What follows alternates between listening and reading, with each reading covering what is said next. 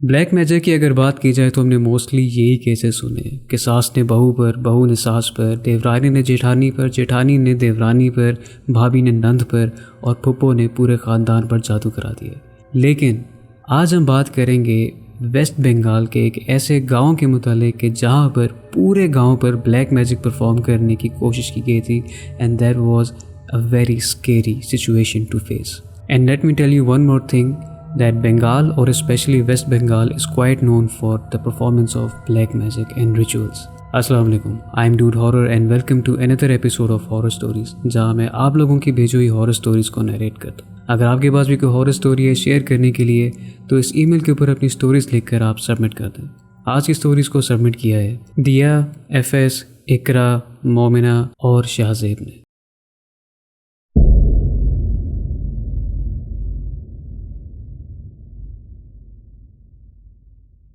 ये कहानी आज से 50 साल पहले की है और ये मेरे दादा के गांव से जुड़ी है। मेरे दादा उस दौर में एक गबरू जवान हुआ करते थे। तो हुआ कुछ इस तरह से कि उनके गांव में एक वक्त ऐसा आया कि अचानक से बहुत ज़्यादा लोगों की मौत वाक़या हो रही थी। बहुत ही अजीब वक्त था वो सबके लिए। फॉर एग्ज़ाम्पल, अगर कोई हेल्दी आदमी रात को सोने जाता है तो सुबह उठ के उसकी जो लाश होती थी वो पेल वाइट और ब्लड डेफिशिएंट कंडीशन में मिलती थी। सब बहुत ही इस चीज़ से डर गए थे और किसी को समझ भी नहीं आ रहा था कि इस चीज़ से बाहर कैसे निकला जाए। और तो और रात के वक्त भी लोग बाहर निकलने से कतराने लग गए थे। सबको उस दौर में मौत का बहुत खौफ आ रहा था। पर यहाँ मैं आपको बताती चलूँ कि वहाँ पर आखिर हो क्या रहा था। तो होता कुछ इस तरह से था कि रात को अगर एक बंदा सो रहा होता था तो तभी उसको उसके नाम पुकारने की आवाज़ आती थी, वो भी 3 मरतबा। अगर उस 3 मरतबा में वो शख्स अपने नाम को सुनने में रिस्पॉन्ड नहीं करता था तो सब कुछ ठीक होता था। पर अगर इन केस वो अपने नाम को सुनकर रिस्पॉन्ड कर देता था तो फिर सुबह वो ज़िंदा नहीं मिलता था। ये बेसिकली एक जादू हो रहा था हमारे गाँव में, और ये जादू ज़मींदार और तहसीलदार के ज़रिए करवाए जाते थे। अगर कोई अमीर इंसान है जिसे कोई बहुत बुरी बीमारी है तो वो ऐसे काले जादूगर को बुलाया करते थे, और उस काले जादूगर का काम ये होता था कि जो हेल्दी पर्सन्स होते थे हमारे गांव के, उनके स्पिरिट्स को वो कैप्चर कर लेता था और उसके ज़रिए से जो अमीर बीमार शख्स हुआ करते थे वो उनका इलाज किया करता था। अब उस काले जादूगर का तरीका ये होता था कि वो अपने साथ एक कोकोनट रखता था और साथ में पानी रखता था। फिर वो एक घर को टारगेट कर लेता था कि आज ये मेरा शिकार है। वो जाकर उस घर के बाहर कुछ मंत्रा पढ़ता था और फिर वो अपना मंत्रा पढ़ने के बाद उस विक्टिम का नाम पुकारता था 3 बार। विक्टिम अगर रिस्पॉन्ड कर देता था तो वो उसके स्पिरिट या फिर सोल को उस कोकोनट में कैप्चर करके उस कोकोनट की लिड को बंद कर देता था और अगली सुबह वो पर्सन ज़िंदा नहीं होता था। अपना काम मुकम्मल करने के बाद फिर उसके बाद उस काले जादूगर का काम होता था कि वो कुछ रिचुअल परफॉर्म करता था और फिर वो जो कोकोनट के अंदर पानी होता था वो जो बीमार अमीर इंसान होता था उसको पिलाया करता था। अब इस सब सूरत हाल से जो गांव के लोग थे वो बहुत ही परेशान और गुस्से में आ रहे थे। दादा को लगा कि ये शायद एक अफवाह है और इसमें कोई हकीकत नहीं है, तो उन्होंने डिसाइड किया कि वो भी रात को पहरा देंगे। तो उन्होंने डिसाइड किया कि जो बाकी के गांव के लोग हैं जो रात को पहरा देते हैं वो उनके साथ शामिल होंगे एक रात। अपनी बात पर कायम रहते हुए एक रात उन्होंने उन सब के साथ जाने का इरादा किया और उन सब गांव के रिहायशियों के साथ रात को पहरा देने गए। तभी उस रात में उन्होंने देखा कि गाँव में एक बंदा है जिसके हाथ में कोकोनट है और उसने खुद को नकाब से ढका हुआ है, और वो बंदा एक घर में जाता है और घर में जाकर नॉक करता है और तभी उस बंदे को पकड़ लिया जाता है और सब मिलकर उसे खूब पेलते हैं, खूब पीटते हैं, इतना कि वो ऑलमोस्ट मरने की हालत पे आ जाता है। तभी मेरे दादाजी और उनके बाकी के साथियों ने उससे पूछा कि तुम हो कौन। तब उसने बताया कि वो एक बहुत ही फेमस काले जादूगर का शागिर्द है और वो उस गांव में बेसिकली काला जादू करने आया था उन लोगों के लिए जो बहुत पैसे वाले हुआ करते थे। ये एक किस्सा था जो बहुत ही खौफनाक था मेरे दादाजी और उन सब गांव वालों के लिए उस दौर में। इसके बाद ना जाने उस जादूगर के साथ क्या हुआ क्या नहीं, लेकिन आज भी अगर इस किस्से के बारे में सोचा जाए तो ये एक बहुत ही नाकाबिले फरामोश वाक़या है।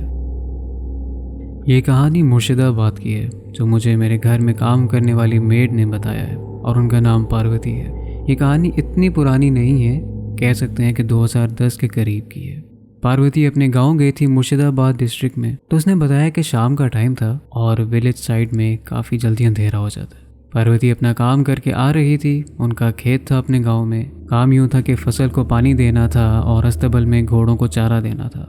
वो वापस चलते चलते आ रही थी कि एकदम अचानक वो फिसल कर गिर गई। इस वजह से उनको काफ़ी चोटें आई थी। उन्होंने बाद में दिखाया भी था। उस वक्त उनसे उठा नहीं जा रहा था। फिर हुआ यूं के पीछे से एक आदमी आया। काफ़ी बूढ़ा आदमी था वो और डंडे के सहारे चल रहा था। वो चलते चलते पार्वती के करीब आया और उनसे कहने लगा कि बेटी मेरा हाथ पकड़ो। पार्वती ने कहा नहीं मैं ठीक हूँ। फिर उसने खुद उठने की कोशिश की। फिर उस बूढ़े शख्स ने पार्वती से पूछा कि तुम ठीक हो? तो पार्वती ने हाँ में जवाब दिया। तो बूढ़े शख्स ने कहा कि चलो मैं तुम्हें तुम्हारे गाँव तक छोड़ देता हूँ। तो दोनों साथ चलने लगे। पार्वती ने उनको अपने सारी फैमिली के बारे में बताया और इधर उधर की बातें करने लगी।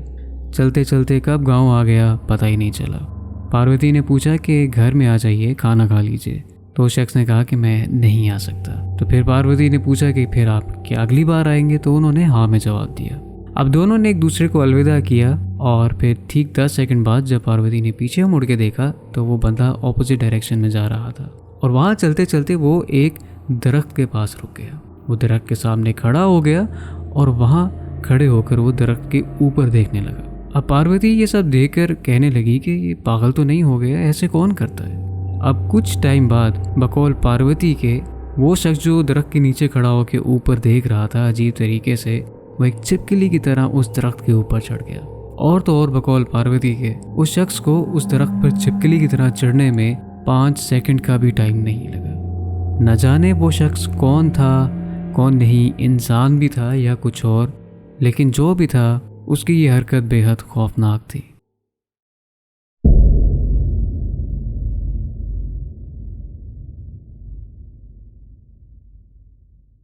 ये वाक़या मेरी वालिदा के साथ 1970s की दुहाई में पेश आया था, जब वो अपनी फैमिली के साथ नए नए लाहौर के एक पुराने घर में शिफ्ट हुए थे जो काफ़ी दहाइयों पहले तामीर किया गया था। शिफ्ट होने के कुछ ही दिनों बाद खुशगवार मौसम होने की वजह से मेरी अम्मी और उनके दीगर फैमिली ने घर की छत पर सोने का फ़ैसला किया।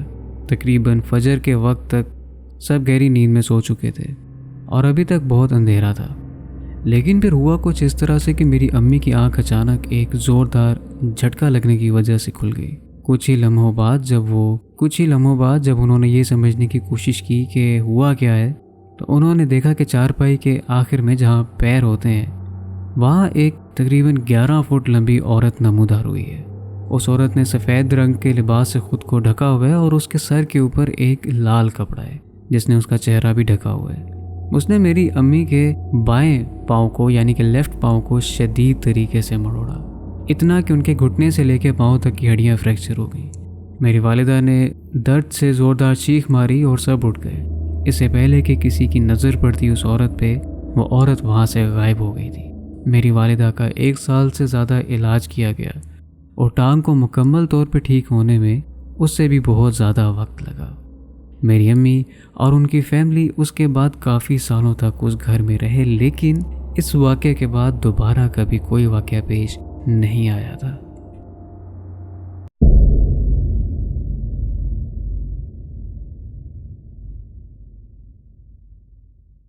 मेरा नाम सैयद इकरा है और मेरा ताल्लुक़ उत्तर प्रदेश गोरखपुर इंडिया से है।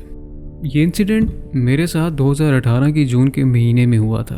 उस वक्त मेरा समर वेकेशन चल रहा था और मेरे कज़न्स दूसरे शहर से मेरे घर आए हुए थे। एक रोज़ रात में खाना खाने के बाद मैंने अपने एक कज़न भाई के साथ बाहर आइसक्रीम खाने का प्लान बनाया। हम स्कूटी लेकर बाहर आए। आइसक्रीम खाने के बाद हमने सोचा कि घर दूसरे रूट से चलते हैं। ये रास्ता एक छोटे से स्टेशन से लग के सीधे जाता था। हम बात करते करते उस रास्ते के बहुत अंदर तक आ चुके थे। वो रास्ते के अगल बगल बड़ी बड़ी झाड़ियाँ थीं। इसके बाद थोड़ा और दूर जाने के बाद मुझे महसूस हुआ कि इन झाड़ियों में से कोई हमारा पीछा कर रहा है। मुझे लगा नेवला या कुत्ता हो सकता है। उसे डरते हुए मैंने भाई को स्कूटी तेज़ चलाने के लिए कहा और उन्होंने स्पीड बढ़ाई, लेकिन थोड़ी और दूर जाने के बाद मैंने भाई को एकदम से रुकने के लिए कहा, क्योंकि मुझे वहाँ अब एक काली सी परछाई दिख रही थी।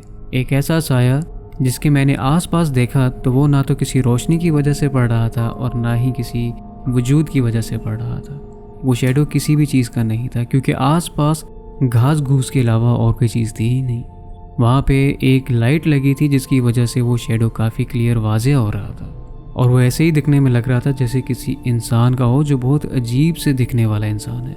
अचानक से वो शैडो आसपास की घास हिलाते हुए तेज़ी से हमारी तरफ आने लगा। मैंने भाई को फ़ौरन स्कूटी चलाने को कहा और घर पहुंचने तक भाई सवाल करते रहे और मैं चुप रही, क्योंकि मैं काफ़ी डर चुकी थी और मुझे कुछ समझ नहीं आ रहा था कि मेरे साथ क्या हुआ है। घर पहुंचने के बाद मैं चुपचाप कमरे में चली गई। सुबह मुझे बुखार भी हो गया था। फिर मैंने भाई को सारी सिचुएशन बताई। फिर हमने अल्लाह का शुक्र किया कि एटलीस्ट हमारे साथ कुछ ऐसा नहीं हुआ जिसका हमें नुकसान उठाना पड़ता।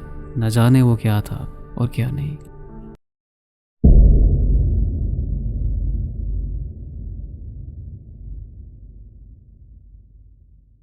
ये वाक़या तकरीबन 5-6 साल पुराना है।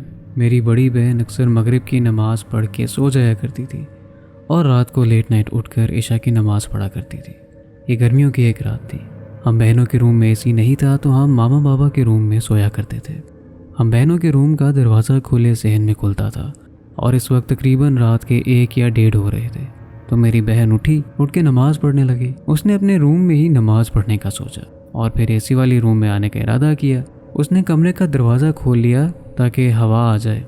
उसने अभी नमाज शुरू ही की थी कि उसको किसी की मौजूदगी महसूस हुई, लेकिन उसने अपना ध्यान नमाज में लगा लिया। कुछ वक्त गुजरते ही उसको लगा कि कोई चीज़ उसके पीछे से गुजरी है और बाकायदा उसे लग के गुजरी है, और गुजरने के बाद वो वॉशरूम चली गई है। इसके बाद उसने जैसे ही सलाम फेरा, अपने माथे से पसीना साफ़ किया और एसी वाले रूम में डर के आ गई। लेकिन अल्लाह का शुक्र अदा करती रही कि एटलीस्ट कोई फिज़िकल नुकसान नहीं हुआ। पर न जाने वो क्या था।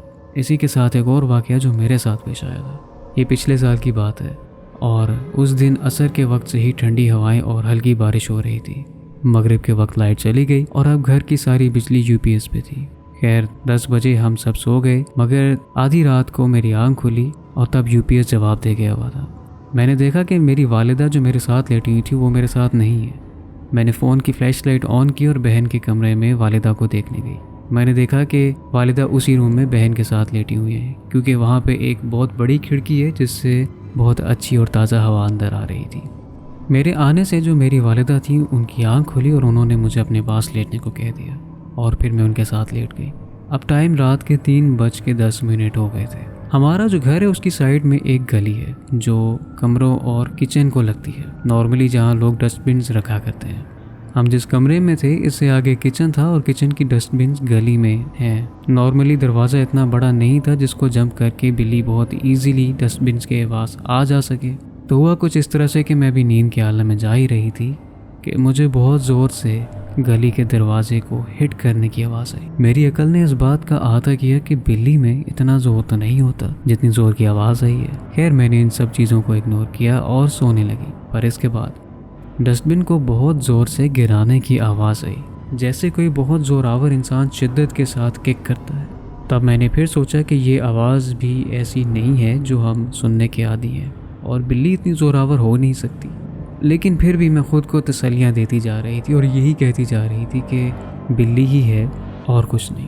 अब इसके बाद ये हुआ कि डस्टबिन में से मुझे हड्डियों को चबाने की बहुत खौफनाक आवाज़ आ रही थी, जैसे कोई बहुत बड़ी जिसामत का जानवर हड्डियाँ चबा रहा हो। मैंने इस बार पक्का इरादा कर लिया कि मैं किसी चीज़ पे गौर किए बगैर अब सो जाऊंगी। लेकिन मेरे दिल में ख्याल आया कि एक बार आयतुल कुर्सी पढ़ लेनी चाहिए, और ये ख्याल नहायत सरसरी सा था क्योंकि मेरी अकल 90% तसल्ली दे रही थी मुझे कि ये बिल्ली है, उसके सिवा कुछ भी नहीं। लिहाजा मैंने गुनूदगी में आयतुल कुर्सी पढ़ना शुरू की और जैसे ही आयतुल कुर्सी का आखिरी लफ्ज़ मैंने अदा किया तो जो आवाज़ आ रही थी वो बिल्कुल बंद हो गई और अब पिन ड्रॉप साइलेंस हो चुका था, जैसे कुछ था ही नहीं। फिर मैं उठ के बैठ गई और अपना पूरा ध्यान खिड़की की जानिब कर लिया और कान गली के दरवाजे की जानिब किए। अगर बिल्ली है तो इसके गुजरने के 2 रास्ते हैं, या तो गली का दरवाज़ा तो या हमारे रूम की खिड़की के आगे से गुजरना। लेकिन इन दोनों में से कुछ भी नहीं हुआ। ना दरवाजे को भलागने की आवाज़ आई और ना ही कोई बिल्ली खिड़की के आगे से गुजरी। इस सब वक्त को गुजरते हुए अब 3:45 हो चुके थे और फजर की अजान दूर से सुनाई दे रही थी। फिर मैंने उठ के नमाज़ पढ़ी और मैं आखिरकार सो गई। जब सुबह उठी तो मैंने ये वाक़या अपनी वालिदा को बताया। तो मेरी वालिदा ने मुझसे कहा कि जिस वक्त का तुम बता रही हो उस वक्त में ये सब होना काफ़ी हद तक पॉसिबल है।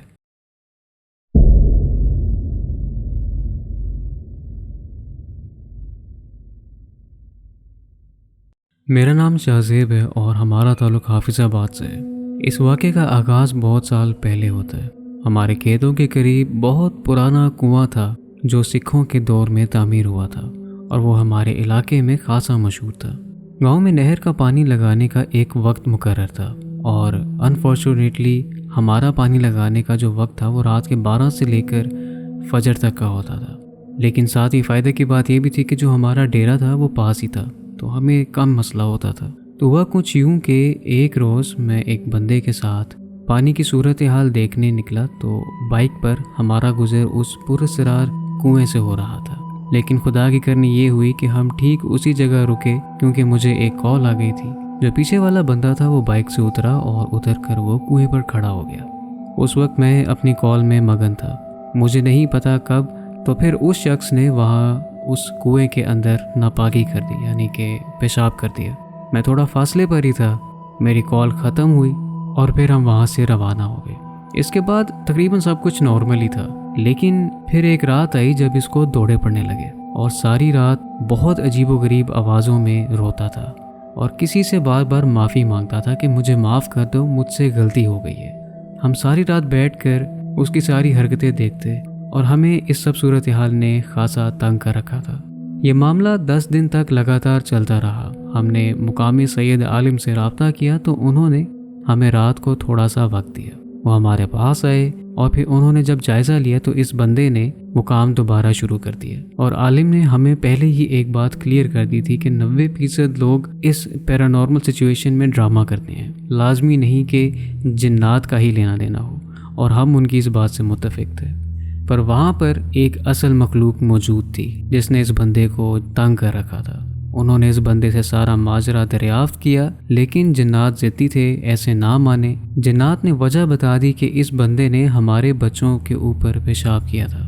हमें ये बात सुनकर बहुत हैरानी हुई। खैर, गलती का बदला चुकाने का वक्त था। हमें आलिम ने ये बताया कि एक काला मुर्गा लेकर उसको ज़िबा करो और कफन में बांध कर 2 रकत नमाज पढ़ के बगैर पीछे देखे उसे उस कुएं में फेंक कर आओ।